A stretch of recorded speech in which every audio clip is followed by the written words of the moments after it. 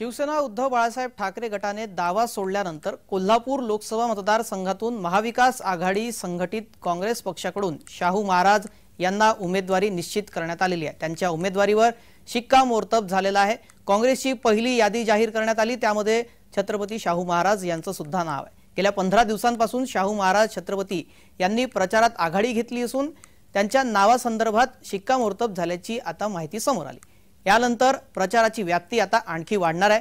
कोल्हापुरात नेमकं राजकारण कसं चाललंय त्या संदर्भात चर्चा करूया। कोल्हापुरामध्ये लोकसभेसाठी महाविकास आघाडीतील तिन्ही पक्षांनी शाहू महाराज यांना उमेदवारीसाठी गळ घातली होती।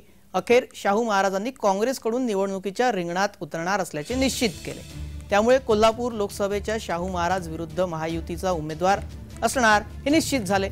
उद्धव ठाकरे आणि शाहू महाराज यांची जवळपास अर्धा तास चर्चा सुद्धा झाली। उद्धव ठाकरे हे शाहू महाराज यांच्या भेटीसाठी पोहोचले होते आणि त्यानंतर लगेचच काँग्रेसची पहिली यादी जाहीर करण्यात आली।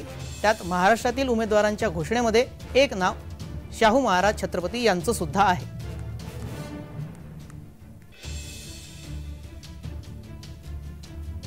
आज महाविकास आघाडीतर्फे शाहू महाराजांची उमेदवारी जाहीर झालेली आहे। शिवसैनिक पूर्ण ताकदीने महाराजांना विजय केल्याशिवाय राहणार नाही, कारण हा महाराष्ट्राच्या अस्मितेचा प्रश्न आहे, मराठी अस्मितेचा प्रश्न आहे। आणि मी महाराजांना तसं वचन दिलंय, प्रचाराला तर येणारच पण विजयाच्या सभेला पण येणार, नक्कीच येणार। काँग्रेसकडून शाहू महाराज छत्रपती यांना उमेदवारी लोकसभेची देण्यात आलेली आहे। दरम्यान शाहू महाराज कोण आहेत पाहूयात। जन्म 7 जानेवारी 1948 मध्ये त्यांचा मुंबई इथे झाला। नागपूरच्या भोसले घराण्यातून ते दत्तक आले आहेत। करवीर संस्थानाच्या समाजकार्याचे काम त्यांनी केले। शाहू महाराजांना दत्तक म्हणून घ्यायला करवीरकरांचा विरोध होता। शहाजी महाराजांच्या निधनानंतर सध्याचे शाहू महाराज गादीवर आले। दत्तक प्रकरणावर वाद असल्यामुळे ते फारसे सार्वजनिक जीवनात नव्हते। मात्र 1995 ला युती सरकारच्या काळामध्ये शाहू महाराज शिवसेनेत गेले।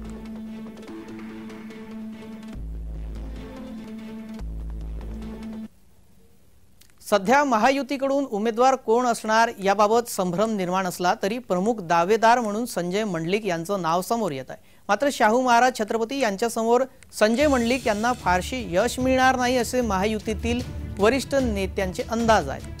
महाविकास आघाडीकडून शाहू महाराज छत्रपती यांच्या नावावर शिक्कामोर्तब झाल्याने महायुतीतील त्यांच्या विरोधात उमेदवार कोण असणार हे पाहणं आता महत्त्वाचं असणार आहे। शिवबाटा गटानेही मतदारसंघावर दावा केला असला तरी शाहू महाराज यांच्या उमेदवारीला ठाकरे गटाकडून म्हणजे शिवबाटाकडून पाठिंबा देण्यात आला। त्यानंतर त्यांच्या नावाची घोषणा सुद्धा करण्यात आली आहे। शाहू महाराज छत्रपती हे राजर्षी शाहू महाराजांच्या पुरोगामी विचारांचे पाईक आहेत। दुसरीकडे पुरोगामी अशी कोल्हापूरची प्रतिमा पुसून टाकण्याचा डाव काही राजकीय पक्ष आणि संघटनांनी सुरू केलेला आहे।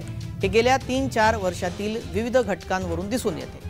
त्याला छेद देण्यासाठी राष्ट्रवादी काँग्रेसचे नेते शरद पवार यांनी शाहू महाराज यांची उमेदवारी निश्चित केल्याचंही सांगितलं जातं।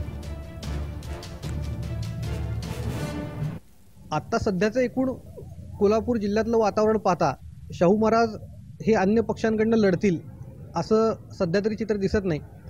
पण जर का ते उद्धव ठाकरेंच्या चिन्हावरती उभे राहिले तर त्यांचे महाविकास आघाडीतले सहकारी पक्ष त्यांना कितपत मदत करतील आणि पुन्हा जनता कशा प्रकारे त्यांच्या या उमेदवारीकडे बघेल हे मतदानानंतरच कळेल।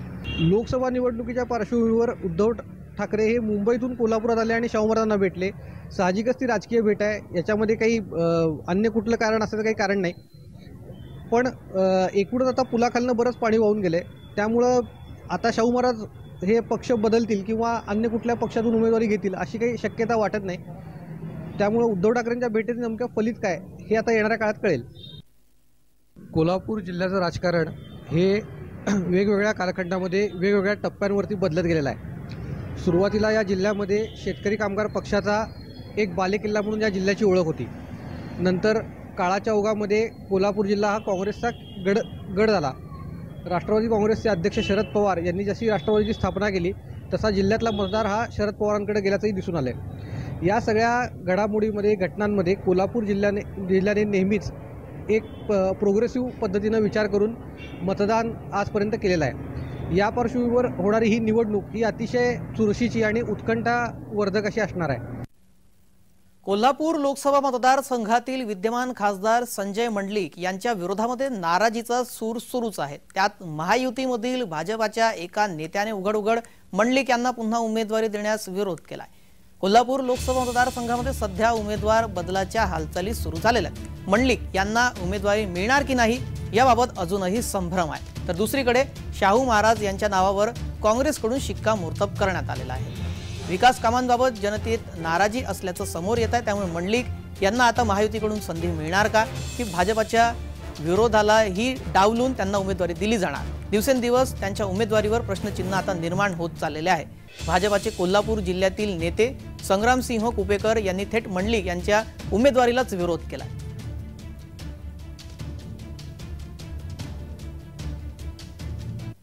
शिवसेना आणि कोल्हापूर हे एक अत्यंत वेगळं नातं आहे। बाळासाहेब ठाकरे ज्यावेळी प्रचाराची सुरुवात करायचे किंवा शिवसेनेचा एखादा नवीन उपक्रम सुरू करायचे त्यावेळी ते कोल्हापुरात यायचे आणि कोल्हापुरातून त्याला सुरुवात व्हायची। त्यानंतर कोल्हापूरने शहराने शिवसेनेला पहिल्यांदा आमदारही दिला आणि संजय मंडलिक यांच्या रूपानं एक खासदारही झाला। दुर्दैवानं बाळासाहेबांच्या पश्चात त्यांचं हे स्वप्न पूर्ण झालं। असं जरी असलं तरी आत्ता शिवसेना फुटल्यानंतर उद्धव ठाकरे गट आणि एकनाथ शिंदे गट अशा दोन गटांमध्ये शिवसैनिक विभागले गेले आहेत। एकनाथ शिंदे गटाची ताकद सध्या जिल्ह्यामध्ये जास्त असल्याचं दिसून येते, कारण स्वाभाविकपणे एक आमदार आणि 2 माजी आमदार त्यांच्याकडे आहेत, त्यामुळे त्यांची ताकद थोडी जास्त आहे। संजय मंडलिक विद्यमान खासदार हे देखील एकनाथ शिंदे गटातून आता निवडणुकीला सामोरं जाण्याच्या तयारीत आहेत, त्यामुळं शिंदे गटाची ताकद जास्त आहे। मात्र शिंदे गटाला भारतीय जनता पार्टी आणि त्यांचे मित्रपक्ष यांचं सहकार्य कसं मिळतंय आणि जिल्ह्यातले स्थानिक पातळीवरचे गट हे शिंदेच्या बाजूने मतदान करतात का, या सगळ्या गोष्टीवरती त्यांचं भवितव्य निर्भर आहे। कोल्हापूरची लढत ही व्यक्तिगत नसून ती वैचारिक आहे। हिंदुत्ववादी विरुद्ध पुरोगामी अशी ही लढत होणार असून त्याचा संदेश राज्यभर जाणार आहे। म्हणूनच कोल्हापूर लोकसभा मतदारसंघाच्या निवडणुकीवर राज्यासह देशाचं लक्ष लागून राहणार आहे। कोल्हापूर लोकसभा मतदारसंघातून निवडणुकीच्या रिंगणामध्ये काँग्रेसकडून शाहू महाराज छत्रपती यांचं नाव निश्चित झालं। सध्या कोल्हापूर जिल्ह्यातील तरुण वर्गाचा हिंदुत्वाकडे ओढा वाढलेला आहे। अशातच पारंपरिक शाहू विचारांच्या मतदारांना एकत्र करण्याचं काम शाहू महाराज छत्रपती यांच्या उमेदवारीवरून होणार आहे। शिवाय शिंदे गट म्हणजे शिवसेना राष्ट्रवादीतील अनेक पारंपरिक कार्यकर्त्यांना शाहू महाराज यांच्याविषयी आदर आहे। ती मतं मिळवण्यासाठी शाहू महाराज यांच्या सक्षम उमेदवाराचा चेहरा काँग्रेसकडून पुढे करण्यात आलेला आहे।